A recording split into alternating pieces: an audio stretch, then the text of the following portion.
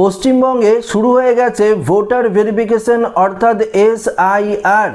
ইতিমধ্যেই গত দুদিন ধরে বিএলও অফিসাররা পশ্চিমবঙ্গের বিভিন্ন জেলায় বিভিন্ন অঞ্চলে গ্রাম থেকে শহর সমস্ত জায়গায় গিয়ে অ্যানুমারেশন ফর্ম দিচ্ছে ভোটারদের। সেই অ্যানুমারেশন ফর্ম ফিল আপ করে আপনাদেরকে জমা দিতে হবে, তাহলেই আপনারা ভোটার ভেরিফিকেশনে নিজেদের নাম তুলতে পারবেন। এবার সবথেকে গুরুত্বপূর্ণ বিষয় হলো এই অ্যানুমারেশন ফর্মে ছেলেরা তো ফিল আপ করবেন, তবে যারা বিবাহিত মহিলা রয়েছেন তারা কিভাবে ফিল আপ করবেন, কোন চারটি ভুল করলে আপনাদের ফর্ম বাতিল করে দেওয়া হতে পারে। আজকের এই ভিডিওটিতে এই বিষয়ে আপনাদেরকে একদম বিস্তারিতভাবে জানিয়ে দেব। লাইভ ফর্ম ফিল আপ করে আপনাদেরকে দেখিয়ে দেব যারা বিবাহিত মহিলা রয়েছেন, যারা ভোটার কার্ড ট্রান্সফার করে স্বামীর বাড়িতে চলে এসেছেন তারা কোন পদ্ধতিতে ফর্ম ফিল আপ করবেন, এবং এছাড়াও বেশ কিছু মেয়ে রয়েছে যারা অবিবাহিত রয়েছে তারা কি করে ফর্ম ফিল আপ করবেন। যাদের 2002 সালে নিজের নাম নেই, শুধুমাত্র বাবা বা মায়ের বা ঠাকুরদা ঠাকুরমার নাম রয়েছে, সেক্ষেত্রে তারা কিভাবে ফর্ম ফিল আপ করবেন। যাদের 2002 সালের ভোটার লিস্টে কারো নাম নেই তারাই বা কিভাবে ফর্ম ফিল আপ করবেন। আজকের এই ভিডিওটিতে এই বিষয়ে আপনাদেরকে একদম বিস্তারিতভাবে জানিয়ে দেব। তো আশা রাখবো ভিডিওটিতে আপনারা প্রত্যেকেই প্রথম থেকেই শেষ পর্যন্ত সঙ্গে থাকবেন, এবং নতুন হয়ে থাকলে চ্যানেলটিকে সাবস্ক্রাইব করবেন এবং পাশের দেওয়া বেল আইকনটিকেও প্রেস করবেন এই ধরনের লেটেস্ট ভিডিওর আপডেটগুলো সর্বপ্রথম সবার আগে পাওয়ার জন্য। তো বন্ধুরা, আসুন সরাসরি আমরা কথা না বাড়িয়ে একদম অ্যানুমারেশন ফর্ম ফিল আপের যে পদ্ধতি রয়েছে, বিবাহিত মহিলারা কিভাবে ফর্ম ফিল আপ করবেন, কোন চারটি ভুল করলে ফর্ম বাতিল হতে পারে, সেই চারটি জায়গায় আপনারা কি কি করবেন সেগুলো আপনাদেরকে জানিয়ে দিই। তো বন্ধুরা, আপনারা অন স্ক্রিনে যে ফর্মটি দেখতে পাচ্ছেন সেটি হলো অ্যানুমারেশন ফর্ম। দেখতে পাচ্ছেন ভারতের নির্বাচন কমিশন গণনার ফর্ম। এই ফর্মটিকেই কিন্তু আপনাদের ফিল আপ করতে হবে। হয়তো আপনারা অনেকেই এই ফর্মটি পেয়েছেন, বিএলও অফিসাররা আপনাদের বাড়িতে হয়তো গেছে, তবে যদি আপনারা হাতে এই ফর্মটি পেয়ে থাকেন, এখনও যদি ফিল আপ না করে থাকেন, তাহলে আপনারা কোন পদ্ধতিতে ফিল আপ করবেন। বিশেষ করে বিবাহিত মহিলার ক্ষেত্রে এই ভিডিওটি খুবই গুরুত্বপূর্ণ হতে চলেছে, কেননা এখানে আপনারা পরিষ্কারভাবে জানতে পারবেন কোন জায়গাগুলো সবথেকে বেশি গুরুত্ব দেওয়া হয়েছে, কোন জায়গাগুলো আপনারা যদি ফর্ম ফিল আপ করার সময় ভুল করেন তাহলে আপনার ফর্ম বাতিলও হতে পারে, সেগুলো কিন্তু আপনাদেরকে জানিয়ে দেব। তো আপনারা দেখতে পাচ্ছেন গণনার ফর্ম, এবং এখানে থাকবে বিএলওর নাম্বার, নাম, পাশাপাশি এই যে নাম্বার রয়েছে এই নাম্বারে আপনারা ফর্ম ফিল আপ করতে পারবেন। আমি সিকিউরিটি পারপাসের জন্য এটি ব্লার করে দিয়েছি, দেখতে পাচ্ছেন। এখানে কিন্তু যখন আপনাকে এই ফর্মটি দেবে বিএলও অফিসাররা, তখন কিন্তু দেখতে পারবেন এই যে জায়গায় আগে থেকে একটি ছবি লাগানো রয়েছে, এই যে জায়গায় দেখতে পাচ্ছেন কিউআর কোড রয়েছে, এবং এখানে আপনাদের দেখতে পাচ্ছেন নিজেদের নাম থাকবে, ইপিক নাম্বার অর্থাৎ ভোটার কার্ডের নাম্বার, পাশাপাশি আপনার বিধানসভার যে নাম সেই বিধানসভার নাম, নাম্বার, পাশাপাশি এখানে দেখতে পারবেন যে এখানে উল্লেখ থাকবে পশ্চিমবঙ্গ লেখা থাকবে। তো এই জায়গাটি আপনারা চেক করে নেবেন, এবং এই ফর্মটি শুধুমাত্র 1 কপি নয় 2 কপি আপনাদেরকে দেবে বিএলও অফিসাররা। সেই 1 কপি ফর্ম আপনাদের নিজেদের হাতে রেখে দেবেন, এবং 1 কপি অবশ্যই ফিল আপ করে বিএলও অফিসারদের জমা দেবেন। তবে দুটি ফর্মই আপনাদের ফিল আপ করতে হবে, বিএলও অফিসারে একটি সই করে আপনাদেরকে দিয়ে দেবে। এবার আপনাদেরকে মেন যেটা এই ভিডিওর উদ্দেশ্য, অর্থাৎ এই ভিডিওর যে মেন টপিক সে নিয়ে আলোচনা করব, যারা বিবাহিত মহিলা রয়েছেন তারা কি করে ফর্ম ফিল আপ করবেন। এক্ষেত্রে দেখতে পাচ্ছেন এই ফর্মটি একটি মেন নামে এসেছে, তো আমি এটি সিকিউরিটি পারপাসের জন্য ব্লার করে দিয়েছি, গাইডলাইনের না হলে বিরোধিতা হবে। এখানে দেখতে পাচ্ছেন ফর্মটি এভাবেই আপনারা পাবেন, বাংলাতেই লেখা থাকবে। যদি আপনারা চান তাহলে ইংরেজিতেও ফর্মটি ফিল আপ করতে পারেন, আবার বাংলাতেও ফিল আপ করতে পারেন। তো এখানে আপনাদের জন্ম তারিখ কিন্তু দিতে হবে। তো জন্ম তারিখ যদি আপনাদের ভোটার কার্ডে না থাকে, অবশ্যই আধার কার্ডে থাকবে বা জন্ম বার্থ সার্টিফিকেটে থাকবে, সেটি দেখে কিন্তু সঠিক জন্ম তারিখটি আপনাদের দিতে হবে।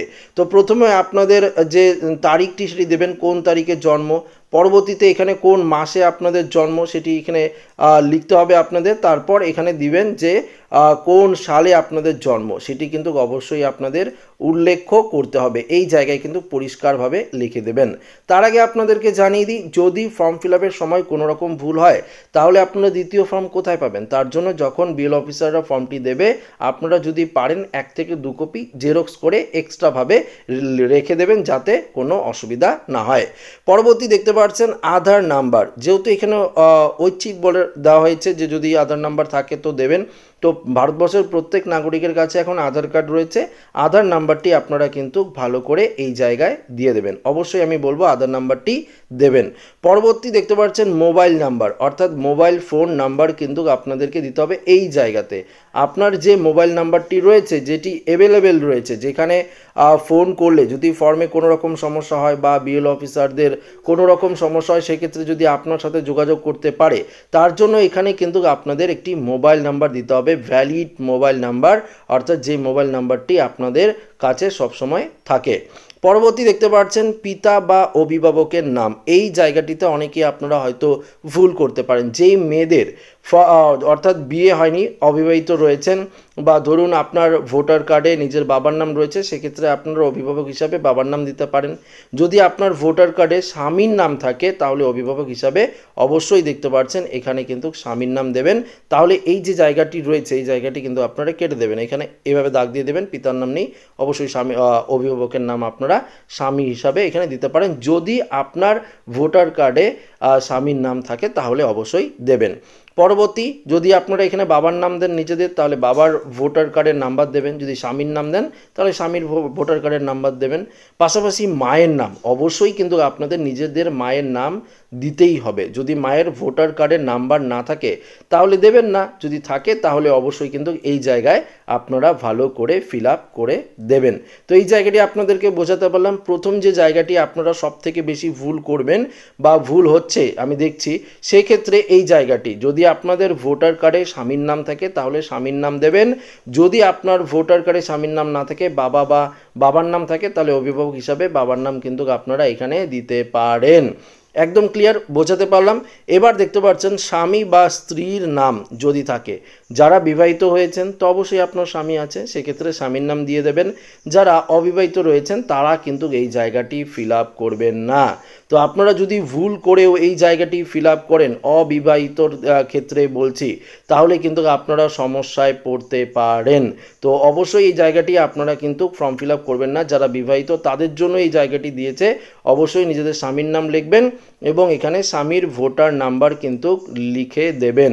যদি আপনারা পুরুষ ফর্ম ফিল আপ করেন তাহলে নিজেদের স্ত্রীর নাম দেবেন, স্ত্রীর ভোটার নাম্বারটি এখানে আপনারা দিয়ে দেবেন। একদম ক্লিয়ার বোঝাতে পারলাম।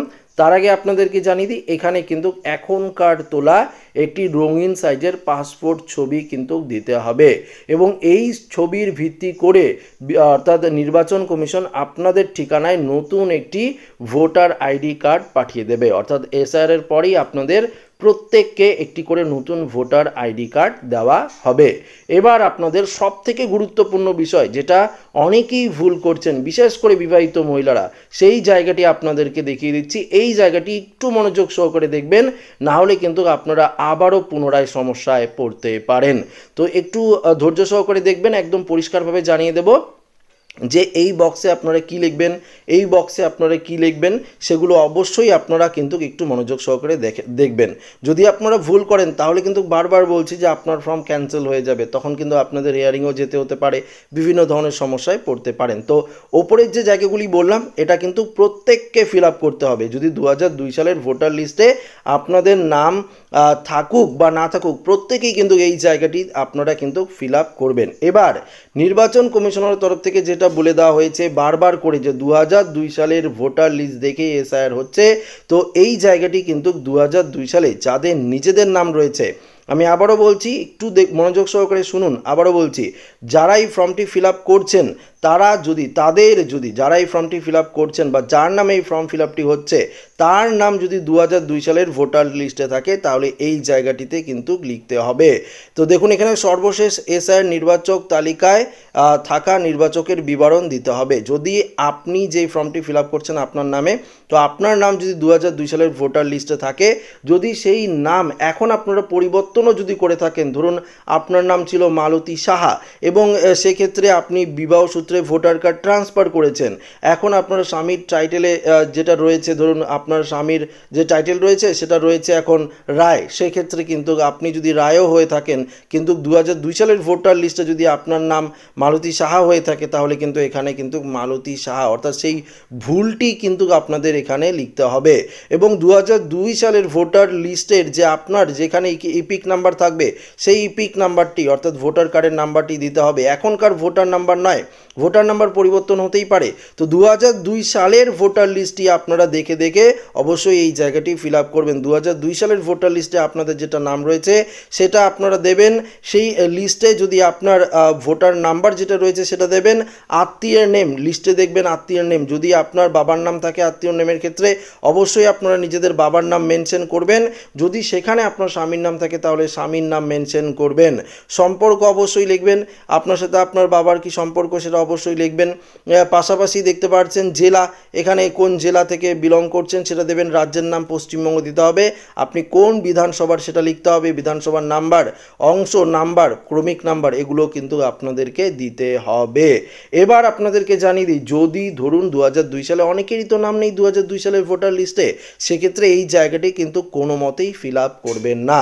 তো আপনারা যদি ভুল করেও এই জায়গাটি ফিল আপ করে দেন, 2002 সালে আপনার নাম নেই কিন্তু ভুল করে আপনারা এই জায়গাটি ফিল আপ করছেন, সেক্ষেত্রে কিন্তু আপনার কিন্তু ফর্ম বাতিলও হতে পারে। তো আশা করি আপনাদেরকে বোঝাতে পারলাম এই জায়গাটি। এবার আসি পরবর্তী অংশটি, অর্থাৎ এই যে জায়গাটি, এইখানে দেখুন কি বলেছে, আত্মীয়ের বিবরণ যার নাম পূর্ববর্তী কলামে অর্থাৎ সর্বশেষ এসআইআরে দেওয়া আছে। এবার আপনাদেরকে আরেকটি ইনফরমেশন জানিয়ে দিই, ধরুন আপনাদের নিজেদের নাম 2002 সালের তালিকায় আছিল এবং আপনারা এখানে কিন্তু লিখলেন, সেক্ষেত্রে আত্মীয়ের নাম হিসাবে আপনারা বাবার নাম যদি লিখে থাকেন তাহলে এই জায়গাতেও আপনার যদি নাম 2002 সালে ভোটার লিস্টে থাকে তাহলে আপনার বাবা মার নাম থাকতেই পারে, সেই ক্ষেত্রে কিন্তু আপনার বাবার ডিটেলস এখানে কিন্তু দিতে হবে। তো দেখতে পাচ্ছেন এই জায়গাটি বলছি, 2002 সালে যদি আপনার বাবার নাম থাকে এবং আত্মীয়ের নাম হিসাবে যদি আপনারা এখানে বাবার নাম দিয়ে থাকেন তাহলে এই জায়গাতে অবশ্যই নাম দেখতে পাচ্ছেন বাবার নাম দেবেন। 2002 সালে যদি আপনার বাবা অর্থাৎ বাবার যে ইপিক নাম্বার রয়েছে সেই জায়গাটি আপনারা এখানে দেবেন, ইপিক নাম্বারটি এখানে ভালো করে লিখে দেবেন।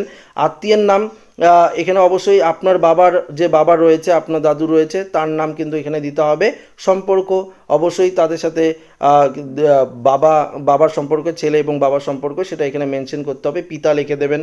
এখানে জেলা দেখতে পাচ্ছেন, জেলা কোন জেলা থেকে রয়েছে বিলং করছেন সেটা রেখে দেবেন, রাজ্যের নাম পশ্চিমবঙ্গ হবে, বিধানসভার নাম যেটা রয়েছে অবশ্যই আপনারা পেয়ে যাবেন 2002 সালের ভোটার লিস্টেই আছে, সেটা লিখে দেবেন দেখে দেখে, বিধানসভার ক্ষেত্রের নাম্বার, অংশের নাম্বার, ক্রমিক নাম্বার এটা কিন্তু আপনাদের লিখতে হবে। এবার আরেকটি গুরুত্বপূর্ণ আপডেট যেটা জানিয়ে দিচ্ছি, ধরুন আপনার নাম 2002 সালের ভোটার লিস্টে নেই, তখন আপনারা এই জায়গাটি ফাঁকা রেখে দিলেন, কোনো রকম কিছু করলেন না। এবার ধরুন আপনার বাবার নাম থাকতে পারে বা মায়ের নাম থাকতে পারে বা ধরুন আপনার দাদুর নাম থাকতে পারে, আপনার ঠাকুমার নাম থাকতে পারে, সেক্ষেত্রে কিন্তু আপনারা এই জায়গাটি ফিল আপ করবেন, এই জায়গাটি ফিল আপ করবেন না। আবারও বলছি 2002 সালের লিস্টে নাম থাকলে এই জায়গাটি আপনারা ফিল আপ করবেন না। লিস্টে যদি আপনার বাবা মায়ের নাম থাকে তাহলে এই জায়গাটি আপনারা ফিল আপ করবেন। অবশ্যই 2002 সালে যেটা লেখা রয়েছে সেটি দেখে দেখেই কিন্তু আপনাদের ফিল আপ করতে হবে। তো আশা করি এই দুইটি বক্স সম্বন্ধে আপনাদের একদম ডিটেলস বিস্তারিত জানিয়ে দিলাম। আসুন আরেকটি গুরুত্বপূর্ণ যেটা আপডেট দেখিয়ে দিচ্ছি আপনাদেরকে। দেখতে পাচ্ছেন যে নির্বাচক বা পরিবারের যে কোনো সাবালক সদস্যের স্বাক্ষর বা দেখতে পাচ্ছেন হাতে বৃদ্ধা আঙুলের ছাপ বা আত্মীয়ের বিবরণ উল্লেখ করুন তারিখ সহ। অর্থাৎ যদি আপনারা এই ফর্মটি নিজেদের নামে ফিল আপ করে থাকেন বা আপনারা যারা এই ফর্মটি ফিল আপ করছেন তারা অবশ্যই এখানে নিজেদের সই করে দেবেন। যদি সই করতে না পারেন, সিগনেচার করতে না পারেন, সেক্ষেত্রে আপনারা কিন্তু বুড়ো আঙুলের বা হাতের বুড়ো আঙুলের টিপ সই দিতে পারেন, দিয়ে কিন্তু এখানে আপনাদের তারিখটি উল্লেখ করতে হবে।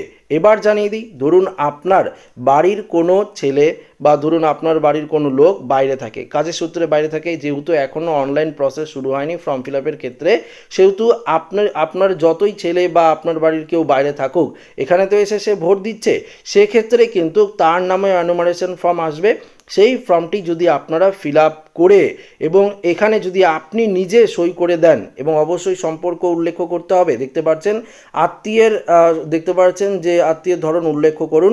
এখানে যদি আপনি আপনার ছেলের ফর্ম ফিল আপ করেন এবং নিজে যদি সই করে জমা দেন তাহলে অবশ্যই আপনার ছেলের সাথে আপনার যেটা সম্পর্ক সেটা অবশ্যই এখানে লিখতে হবে। লিখে তারিখ লিখে দেখতে পাচ্ছেন তারিখটি দিয়ে দেবেন, তাহলেই কিন্তু ভোটার ভেরিফিকেশনে আপনার ছেলের নামে উঠবে, কোনো রকম সমস্যা কিন্তু হবে না। এবার পরবর্তী দেখতে পাচ্ছেন এখানে রয়েছে বিএলও স্বাক্ষর। এখানে কিন্তু বিএলও যারা রয়েছে, যারা আপনাকে ফর্মটি দেবে তারা এখানে সই করে এক কপি আপনাদেরকে দিয়ে দেবে এবং এক কপি তারা কিন্তু নিয়ে যাবে। তো আশা করি আপনাদেরকে পরিষ্কারভাবে বোঝাতে পারলাম। যারা বিবাহিত মহিলা রয়েছেন, আপনারা আপনাদের ভোটার কার্ডে যদি স্বামীর নাম থাকে তাহলে অভিভাবক হিসাবে এই জায়গায় স্বামীর নাম দেবেন, ভুল করবেন না। এবং পাশাপাশি দেখতে পাচ্ছেন যে আপনার দেখতে পাচ্ছেন বিবাহিত যারা মহিলারা রয়েছেন তাদের এক্ষেত্রে স্বামীর নাম এখানে লিখতে হবে, স্বামীর ভোটার কার্ডের নাম্বার দিতে হবে। যদি বিবাহিত না হয়ে থাকেন, অবিবাহিত হয়ে থাকেন, সেক্ষেত্রে এই জায়গাটি আপনারা ফিল আপ করবেন না, এই জায়গাটি আপনারা ছেড়ে দেবেন।